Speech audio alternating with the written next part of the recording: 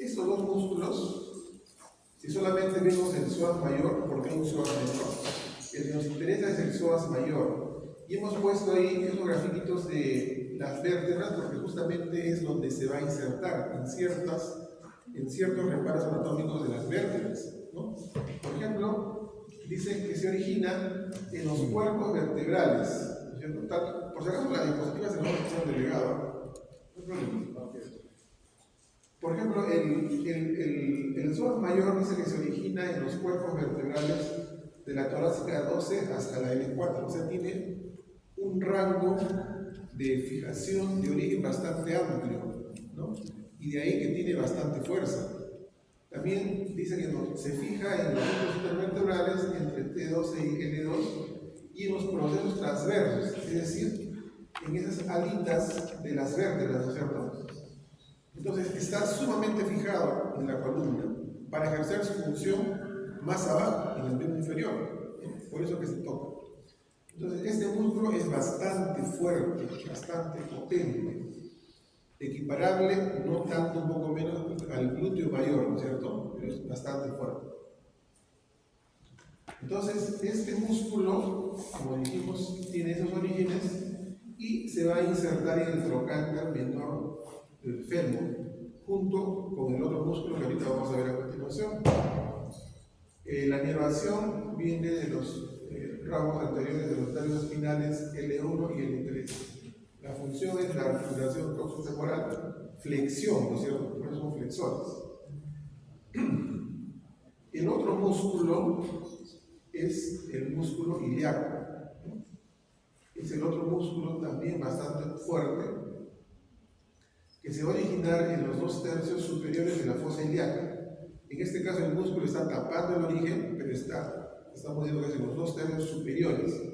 El lado interno de la cresta ilíaca, la cara lateral del sacro y el ligamento iliolumbar. Este ligamento iliolumbar no es constante en la anatomía. Los ligamentos cumplen la función de fijar la cadera, ¿no es cierto? Fijar los huesos. Pero este ligamento no es frecuente, o sea, no es constante en su anatomía. Más abajo le hemos puesto la plagia, como decimos, donde menciona que también puede tener una banda accesoria que se origina en la vértebra L4, porque este ligamento chiquito que estamos viendo ahorita, vamos a verlo más abajo también, es en L5. Entonces, este músculo ilíaco se va a insertar también en el trocánter menor del fémur y ahí junto con el psoas mayor van a formar un tendón común, que es el común iliosoas. Entonces se juntan las dos inserciones del músculo y hacen la suerte de un tendón. Tiene bastantes orígenes, ¿no? Ambos músculos tienen bastantes orígenes, pero sin embargo tienen solamente una inserción, ¿no? Entonces esa inserción tiene que ser fuerte y por eso que se juntan, forman ese tendón común del iliosoas y se insertan pues en el trocánter menor para hacer fuerza. Recuerden, tiene bastantes orígenes y solamente una inserción, por ese motivo. Este es el ligamento iliolumbar. Normalmente solamente se origina en el proceso transverso de la L5. Acá, ¿no es cierto? Ahí. Proceso transverso de L5. Sin embargo, a veces, como dice acá abajo, una banda accesoria del ligamento se origina en la vértebra L4. Más arriba. No es constante, pero es bastante frecuente. Entonces, ese ligamento también refuerza, ¿no?, la articulación. Esta es otra vista donde se observa el ligamento iliolumbar, ¿no? Tiene su origen acá, en la quinta vértebra lumbar. En este caso, en esta foto, no está comprometiendo a la vértebra L4, ¿no? Solamente al L5. Ahí están las inervaciones y corre superior al ligamento sacroiliaco. Ahora, más abajo, respecto a la pierna, los músculos de la pierna y del muslo y de la pierna tienen ambos, están separados por compartimentos, ¿no? Cada compartimento está dividido por una fascia, por hueso y por ligamentos. Eso de los compartimentos es muy importante, tiene relevancia clínica. Es una especie de sectorización de los músculos que no los hace mezclarse unos con otros. Cuando sucede algún tipo de traumatismo que incluya hemorragia, un sangrado va a respetar el compartimento siempre y cuando esté íntegra la fascia, ¿no es cierto? Siempre y cuando esté íntegra la fascia. Entonces, respeta el compartimento y la eventual hemorragia va a respetar el compartimento. Si es que hay hemorragia, esta hemorragia va a empujar a los músculos, nervios, a todo lo que se encuentre dentro del compartimento. Y eso se configura como un síndrome compartimental, ¿no? Que es bastante frecuente en accidentes de tránsito, traumatismos, etc. Entonces, eso hemos hablado incluso en grupos de práctica, tiene un tratamiento específico de emergencia, en hospitales, etc. El punto es que el compartimento es una especie de cámara sellada de músculos, ¿no? Entonces, cuando hablamos nosotros, tanto de muslo y pierna, tienen sus compartimentos. Veamos el de arriba. En el caso del muslo, por ejemplo, esta pierna que estamos viendo nosotros es una pierna derecha, ¿no es cierto? Que nos está mirando hacia nosotros, una vista anterior, una pierna derecha. Y ahí le hacemos el corte. Entonces, lo que vemos en verde sería el compartimento anterior, lo que vemos en morado, el compartimento medial, que es la pierna derecha, y lo que está posterior sería en celeste, ¿no? El compartimento anterior cumple la función de la extensión y ahí tenemos los músculos, como el cuádriceps femoral, ¿no? Que van a extender la rodilla, por ejemplo. Los mediales son aductores.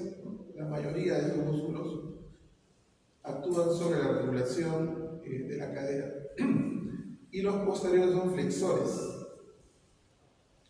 Aquí tenemos los músculos grandes isquiotibiales, ¿no? Del compartimento posterior que actúan sobre la cadera en extensión y la rodilla en flexión. De la misma forma, más abajo tenemos la pierna. En el caso de la pierna, vemos en anterior, en lateral en este caso, ya no en medial, es lateral, y tenemos en posterior, tres compartimentos. Diríamos que la parte del hueso, la tibia, ¿no? Está apuntando de forma aguda hacia adelante, ¿no es cierto? Es lo que conocemos como la espinilla, la canilla, ¿no es cierto? Prácticamente la canilla no lo separa nada del exterior, solamente es un poco de piel, mínimo tejido muscular, casi no hay nada, solamente es fácil, prácticamente está en contacto con el cerebro, la tibia. Por eso es frecuente, sobre todo los futbolistas que tengan fractura a ese nivel, ¿no? Porque está prácticamente expuesto. Entonces, por eso que los jugadores usan pues sus canilleras, ¿no? Canilleras para proteger ese huesito. Bien, en todo caso, en el compartimento anterior, los músculos producen flexión dorsal del pie y extienden los dedos. El compartimento lateral, o sea, el peroneo, aquí los músculos producen la eversión del pie. Y en el caso del compartimento posterior más grande, ¿no? Abiertamente más grande, aquí los músculos producen flexión plantar del pie y flexionan los dedos, ¿no? Después vemos cómo es la relación con otras regiones, ¿no? Del miembro inferior. Se relaciona con el abdomen, con la pelvis, con el perineo. Para hablar de estas relaciones es importante detallar, primero que nada, los ligamentos, ¿no? Los ligamentos y esa membrana. Nosotros vamos a encontrar en esta pelvis por ejemplo, está la línea punteada, ¿no es cierto? Esa línea punteada nos está marcando el límite entre la pelvis verdadera, o inferior o baja, y la pelvis propiamente dicha hacia arriba, ¿no? Entonces, esa línea punteada que se ve ahí, como pelvis verdadera, desde arriba hacia abajo hasta el diafragma, solamente va a ser atravesada por un producto cuando se produce el parto. De ahí para arriba va a estar durante todo el periodo de la gestación. Solamente en el momento del parto exclusivo va a ser atravesado por un producto en un parto. Entonces también es importante ver el ligamento inguinal, por ejemplo, ¿no? Ya lo conocemos, el ligamento sacrotuberoso, el ligamento sacroespinoso. Esos ligamentos nos importan para ver cómo se relaciona con abdomen, pelvis y perineo, ¿sí? Entonces la pregunta sería, ¿cuáles son los ligamentos que sirven para relacionar el miembro inferior con otras regiones? Sacrotuberoso y sacroespinoso.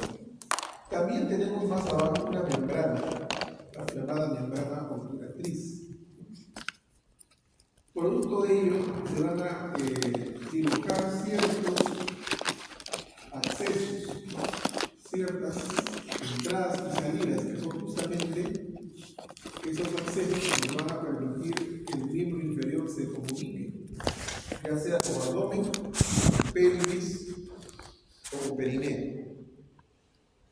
Tenemos el foramen isquiático mayor, ¿no? Aquí arriba, ¿ves la flechita? El foramen isquiático menor hacia abajo, y tenemos el espacio que está entre el ligamento inguinal y la pelvis ósea hacia abajo, ¿no? Todo un espacio grande, y también tenemos el conducto obturador. Entonces, aquí el espacio más grande es el ligamento, es el espacio que se determina entre el ligamento inguinal y el hueso de la pelvis, el coxal. Solamente para conocimiento. Bien, entonces, cuando hablamos de la comunicación del miembro inferior con el abdomen, nos interesa justamente ese espacio que está entre la pelvis y el inguinal, ¿sí? Recuerden que la pelvis, o sea, ustedes ven ahorita la pelvis como está, ¿no es cierto? La pelvis tiene una angulación hacia adelante, es como que ustedes agarran su pelvis y la ponen así, una inclinación hacia adelante. Entonces, por eso que se ve en esa disposición el ligamento, ¿no? El ligamento inguinal. Y hacia atrás está la pelvis propiamente dicha. Entonces, en ese espacio, ¿qué es lo que pasa? ¿Qué cosa transcurre? Transcurre el músculo psoas mayor, el ilíaco y el pectíneo. Nervios femoral, ramo femoral de los nervios génito femoral y nervio cutáneo femoral lateral. Vasos, arterias y venas femorales y vasos linfáticos. Todo eso transcurre por ahí. Lo mismo, pero ahora vamos a ver la relación con pelvis. Es a través del foramen isquiático mayor, hacia arriba, ¿no? Y ahí vemos que hay, digamos, el paso a nivel posterior y a nivel anterior. A nivel posterior vemos el músculo piriforme, el nervio ciático, principalmente, y a nivel anterior, el nervio, los vasos obturadores también pasan entre la pelvis y el músculo a través del conducto obturador. Otra vista, igualito, vemos los nervios. Lo mismo, otra vista. Son vistas del néter, ¿no? El néter a veces conviene también mirarlo porque en algunos gráficos es mejor que Gray, solo para referencia. Ahora, cuando se relaciona con el periné, tenemos que echar mano al foramen isquiático menor, ¿no? Y por ahí lo que va a transcurrir va a ser el tendón del músculo obturador interno y la arteria y nervio pudendo interno. Entonces aquí vemos el músculo, tenemos el músculo obturador interno. ¿Sí? Tiene un inicio que cubre todo el agujero obturador y aquí hace un ángulo de 90 grados.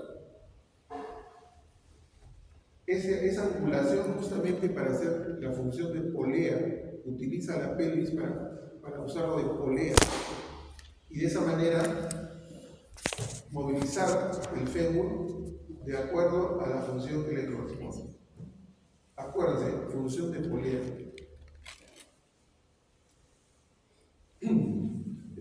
Aquí vemos lo mismo.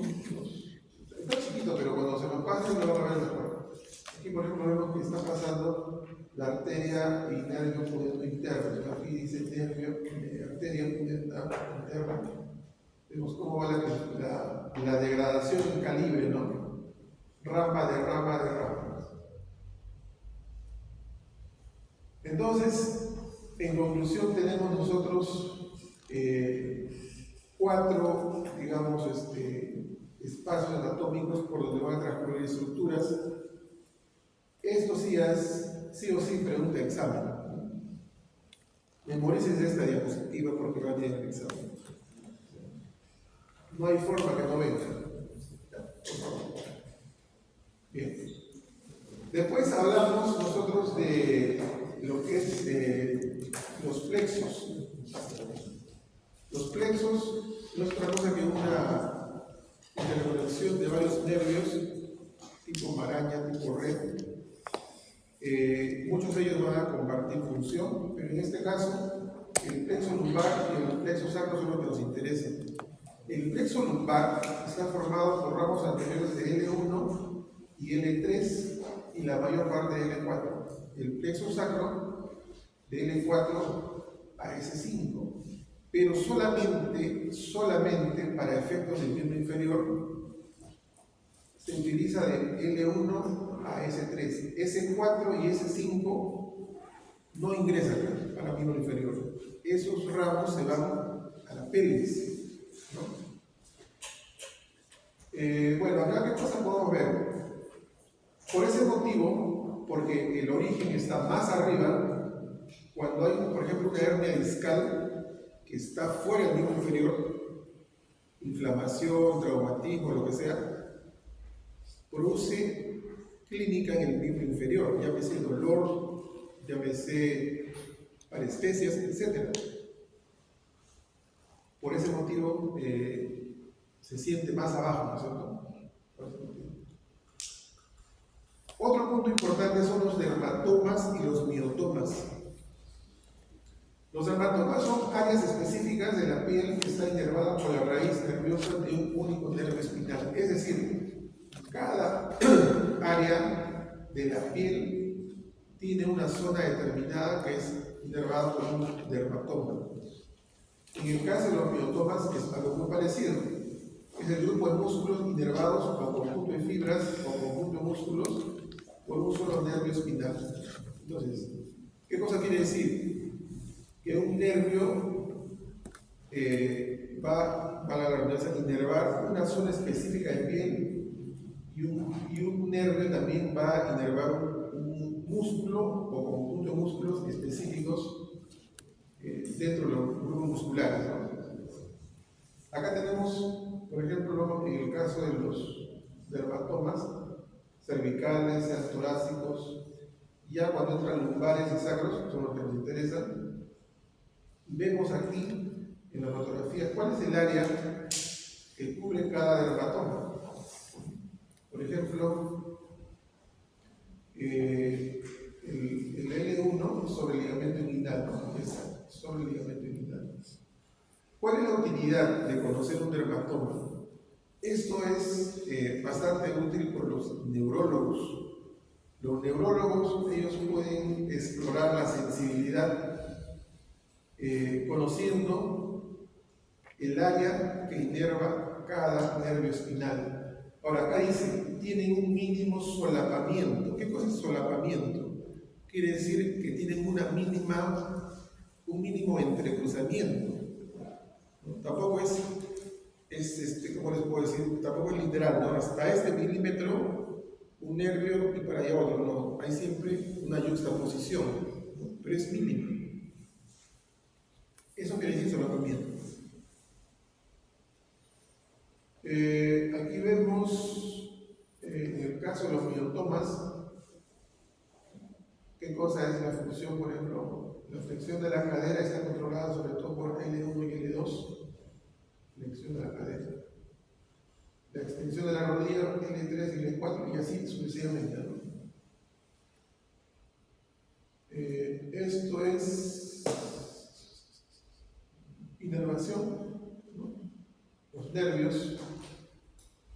Ya estamos hablando de dermatomas y no estamos hablando de nervios. Cada nervio tiene también una región que va a demarcar y gobernar, pero también tiene los exceptos, ¿no? Por ejemplo, el nervio obturador, la mayoría del compartimiento medial, excepto el músculo pectíneo, ¿no? Y así, todos tienen los exceptos.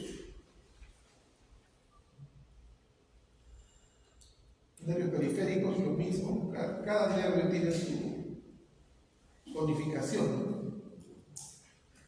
Tanto en vista anterior como en vista posterior. Por ejemplo, si vemos acá el nervio femoral anterior, va a inervar la parte medial de la pierna, y si vemos la parte, una vista posterior, es lo mismo, ¿no? Solamente que estamos viendo desde atrás. En el caso de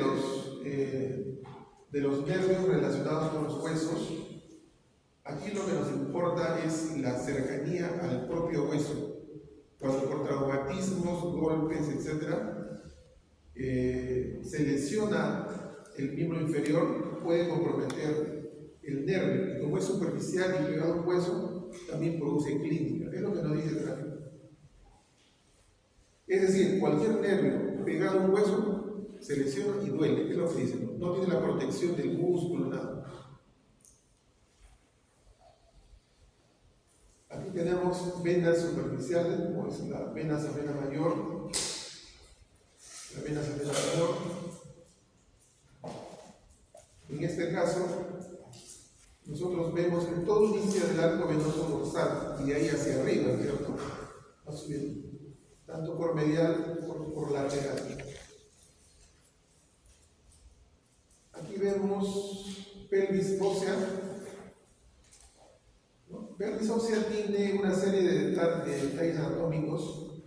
En este caso, por ejemplo, nos interesa resaltar en este gráfico el ligamento sacroespinoso, que ya lo hemos hablado más antes, el ligamento sacrotuberoso, el ligamento inguinal que está acá. Aquí vemos lo que es la tuberosidad isquiática. Muy importante también porque tiene ciertas zonas, ¿no? Tiene una área superior, un área inferior. En el área superior está delimitado por esta línea que está acá, que va de arriba hacia abajo y de medial a lateral. Eso determina una parte lateral hacia afuera y una parte medial hacia adentro, ¿no? Y sirve para inserción de músculos. Hacia abajo también tenemos, en la parte inferior, también tenemos una parte medial y una parte lateral, también para inserción de músculos. Aquí tenemos el acetábulo. El acetábulo es muy importante en el inferior por la articulación coxofemoral. El acetábulo recibe la cabeza del fémur y con ella realiza todo tipo de movimiento, ¿no?, del miembro inferior. Por eso es importante. Alguna vez hablamos del acetábulo dentro de una patología. ¿Cuál era? ¿Se acuerdan? En niños, la displasia en cadera, ¿no es cierto? Bastante frecuente la displasia en cadera. Entonces, este acetábulo se va a conformar por la unión de los tres huesos, tanto del ilion, el pubis y el isquio. Los tres forman el acetábulo. va a tener o va a constar de una parte no articular, que está al fondo, propiamente el hueso, la unión de los tres huesos, y una parte articular, ¿no? Que es esta especie de C que viene hacia abajo.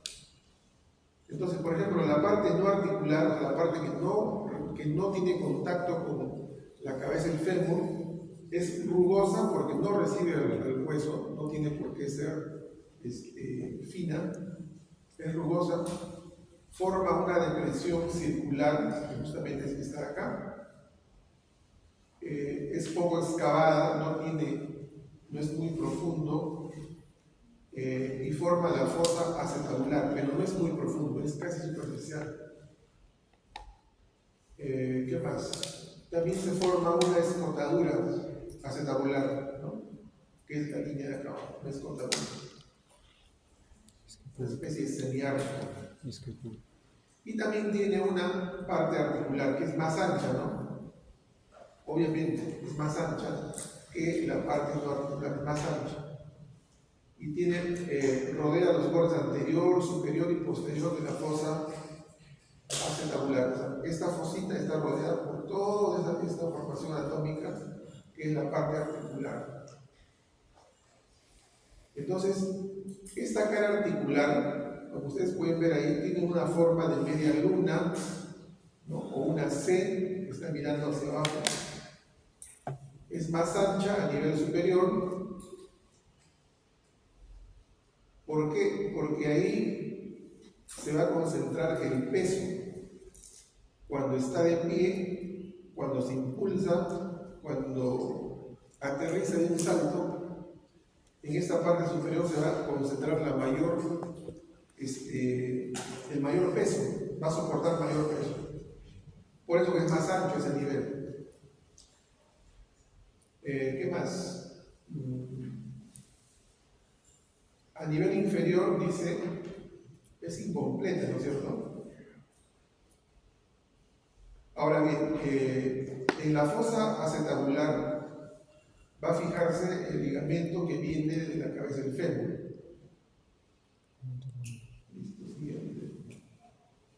Esta es una radiografía con contraste, en el libro, ¿no es cierto? Pero ha usado contraste. Ahora, el contraste, ¿dónde está el contraste? Está en la vejiga, por eso que está así toda brillosa. ¿Por qué usaríamos contraste en las radiografías o en las tomografías? ¿O qué es contraste? Cuando nosotros queremos analizar estructuras anatómicas, por ejemplo, cerebro, por ejemplo, vejiga, estudiar las fracturas también, usamos sustancias de contraste. Generalmente son yodo, pero el yodo puede también ser perjudicial para nosotros porque lo inyectan, hay veces a las venas, hay veces se toma por distinta vía. Por ejemplo, en el caso de las tomografías, a los pacientes que tienen traumatismo encefalocraniano, les hacen una preparación a base de sustancia de contraste. ¿Para qué hacen eso? Para que se dibuje, cuando hacen la tomografía, cómo está la disposición de las arterias. Y sale una suerte de un arbolito, ¿no es cierto? Y donde se encuentra la lesión hemorrágica, por ejemplo, se dibuja como una mancha grande. ¿Eso nos sirve para qué? Para identificar cuál es la posición exacta del daño, cuantificar el tamaño, la orientación y qué tejido se está afectando. De la misma forma, en este caso, la sustancia de contraste está en la vejiga, porque quiere ver seguramente si está comprometida o no, ¿no es cierto? Que no ve la integridad de la vejiga. Entonces, gracias a la sustancia de contraste se ha dibujado la vejiga, así como ese color blanco. Y por delante se ve oscuro, ¿no es cierto? Es una radiografía, acuérdense. En lo que es radiografía, todo lo que es hueso sale blanco. ¿Sí? Todo lo que es hueso sale blanco. Por eso que estas estructuras que están a los costados están de color blanco. Por ejemplo, acá adelante vemos, ¿qué sería esto? Síntesis fluídica. La sífilis púbica. Este redondito, La cabeza. la cabeza enferma. Muy bien. Entonces, todo lo que es hueso se ve blanco. Mientras más grueso es el hueso, más blanco se ve. Y todo lo que es sangre se ve oscuro. Como por ejemplo acá, ¿no es cierto? Acá ellos han identificado, uno, la fractura. Acá hay una fractura. Seguramente producto de la fractura se ha originado una hemorragia o colección de sangre. Ahí está la colección de sangre. Y por detrás de la vejiga. O sea, esta colección de sangre ha desplazado la vejiga de su punto original medial. Ahora, ¿cuál es el problema con las sustancias de contraste?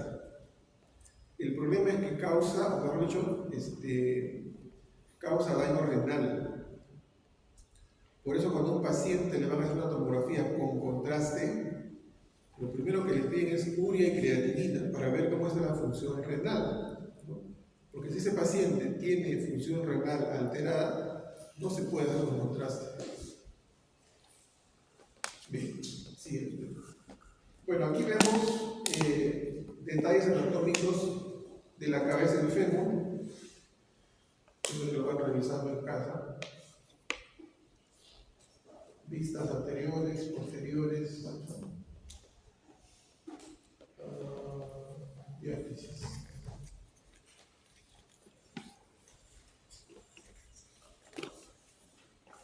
Miren, aquí también se ve una fractura, una fractura en el cuello. Fractura del cuello femoral. Otra fractura intertrocantérica. Todo lo que es hueso de blanco, ¿sí? Acá no hay nada, se ve oscurito, porque hay aire oscurito.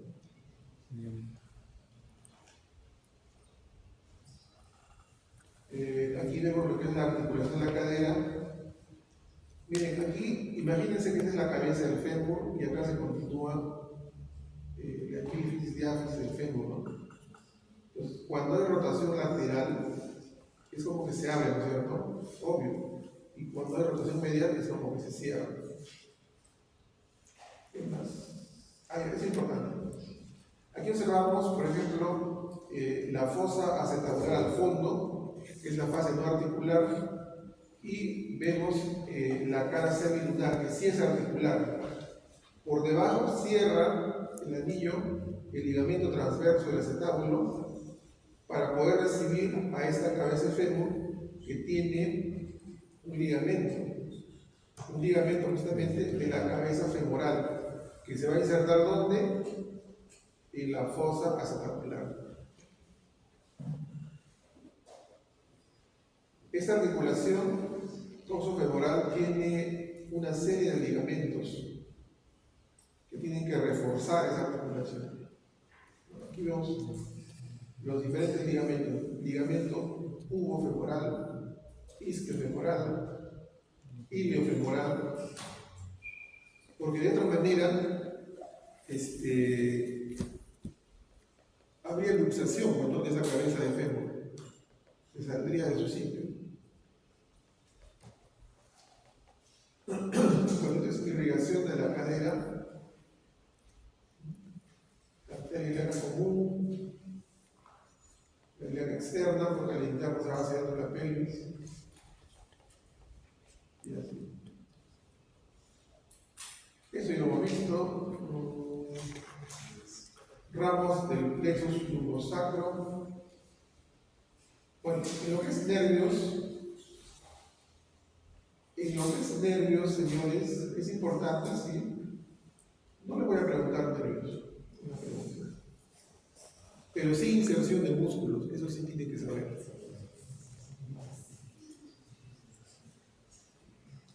Las arterias del inferior, venas. ¿Por qué es importante conocer esto de las venas? Venas apenas, porque es un recurso anatómico que sirve para bypass, ¿no? A diferentes niveles, no solamente coronario. Si nosotros tenemos una sección, qué sé yo, por accidente en miembro superior, y se ha seccionado la arteria, entonces recurrimos a las venas ajenas para hacer bypass, bastante usado por los cirujanos de cabeza y cuello, todos los cirujanos. Vena femoral. ¿Y por qué usamos la vena femoral? Para bypass. Es grande. Por el diámetro. ¿Qué más? Porque es fácil usarla, es fácil retirarla. No es tan complicada, es longitudinal, bien marcada. Bueno, al respecto de venas, hay dos temas que toca su libro, el de varices y el de trombosis venosa profunda. Esto quiero que se acuerden ya, esto acá. Bien. Un trombo es un coágulo de sangre que se forma y permanece fijo en una vena o arteria. ¿Ya? ¿Cuál es eso? Un trombo es un coágulo de sangre que se forma y permanece fijo en la vena o arteria. Un émbolo es un trombo o fragmento de que se desprendió y viajó por el torrente sanguíneo hasta bloquear más hacia adelante un vaso sanguíneo más pequeño. La trombosis ocurre cuando en el sitio de formación, mientras que la embolia ocurre en la migración. Es muy importante, que es un trombo, que es un émbolo. Acuérdense toda la vida. Trombo es donde se origina, émbolo donde llega, Entonces, una patología bastante frecuente es la trombosis venosa profunda. Típico de mujeres, típico de mujeres mayores con sobrepeso que tienen por costumbre o por hábito permanecer sentadas o en una sola posición sin hacer mayor esfuerzo físico. Como les decía un grupo, el ejemplo clásico que preguntan en todos los exámenes del ENAD, de la residencia, todos siempre preguntan eso. Mujer de 65 años que viajó de Europa hacia Lima, ¿no? ¿Se acuerdan? Ese ejemplo, toda la vida. Siempre vienen los exámenes, nunca, siempre, no sé por qué, siempre. Es un clásico. Ahora, cuando hablamos de varices, la varice hay que entender que la vena tiene en su composición anatómica diferencias con la arteria, ¿no es cierto? La arteria tiene una capa muscular más importante que no permite que se colapse uno con otro. Imagínense una bolsita de paleta vacía es una vena cuando no tiene sangre, y una bolsita de paleta llena cuando es una arteria, ¿no? La arteria no colapsa, las venas colapsan. Y eso también tiene aplicación clínica. También lo mencionamos en práctica, ¿no? Cuando las enfermeras quieren canalizar vía, ellas canalizan, ¿dónde canalizan? ¿Arteria o vena? Te vas al hospital, ¿no? Ya, el médico te dice tratamiento endovenoso, viene la enfermera. ¿Dónde te canalizan? ¿Arteria o vena? ¿Por qué? ¿Es superficial? Es superficial, ya, pero ¿por qué más? ¿Por qué? A ver, ¿por qué creen? Porque la presión en la arteria es menor. Si tú canalizas en una arteria, la presión es fuerte, es bastante fuerte. Alguna vez les comenté del AGA, ¿no es cierto? Tú metes ahí una jenica, entras a la arteria y sube con una velocidad increíble. Entonces, si es que la presión es alta en arteria, cuando la enfermera te pone en tratamiento, agarra su frasco, ¿no? Agarra su frasco, su cloruro de sodio, dextrosa, lo que fuera, agarra su frasco, lo cuelga, ¿no es cierto? Lo cuelga. ¿Para qué lo cuelga? ¿Para qué? ¿Cómo se llama eso? Para generar presión por altura, ¿no es cierto? Si lo pone más arriba, hay más presión. Pero generalmente lo ponen a esa altura, no más de 2 metros. en esos soportes, ¿no es cierto? ¿Ya? Si tú le pones una vía endovenosa con esa altura en la vena, entra el líquido. Si le pones a la arteria, no. La arteria le gana, le sube. Inclusive cuando está en vena y hace fuerza, de repente se para o hace una fuerza, la sangre de la vena le gana. Así es el frasco cardíaco. Por ese motivo se canalizan venas, porque la presión es menor. Bueno, el punto es que las venas tienen un diámetro, tienen una estructura diferente.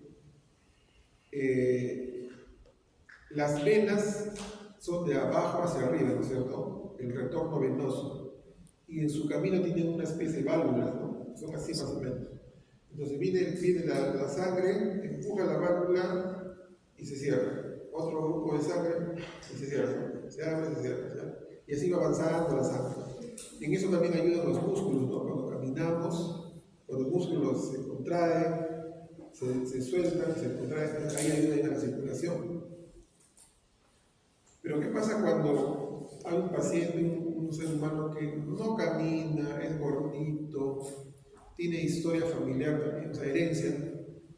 Lo más probable es que también haga varices. Y esas son, pues, la forma clínica, ¿no? De la distensión de las venas, que en algunos casos pueden ser incluso groseramente así de 3-4 centímetros. Produce dolor, clínica. Doctor, ¿y qué sucede con pacientes abásicos? Me refiero a discapacitados. Allá hacen varices, y no solamente hacen varices, hacen úlceras de presión. Todo lo que no se mueve, señores, se atrofia y tiene mal fin. Todo lo que no se usa se atrofia, causa problemas. No hay que ser en movimiento. Por eso puede ser deporte, ¿no? Bueno, en lo que es linfáticos, tenemos un grupo de nódulos lineales superficiales, otro profundo. ¿Para qué son los linfáticos? Drenaje de la linfa. ¿Cuál es la función de los linfáticos? Drenaje de líquido. ¿Qué más? Acá tenemos la fascia blanda. El anillo safeno, es importante. Nosotros hemos revisado que hay un triángulo femoral. Inmediatamente que pasa la vena femoral, tiene una ramita que es la vena safena mayor, que sale a través de este anillo safeno. El paro anatómico muy importante. Esto es el triángulo femoral. Ya hemos hablado del triángulo femoral, también llamado de escarpa, y también tenemos otro nombre, ¿no? ¿Cuál era, José Luis? Triángulo de la muerte, claro. El torero. Bueno. Bueno, eso ya les he dicho, esto también vendrá en el examen, sea pregunta cantada, esa todos tienen que responder. Bien, ahí nos quedamos, señores. El día lunes tenemos clase, último tema, región glútea, y ahí aparece.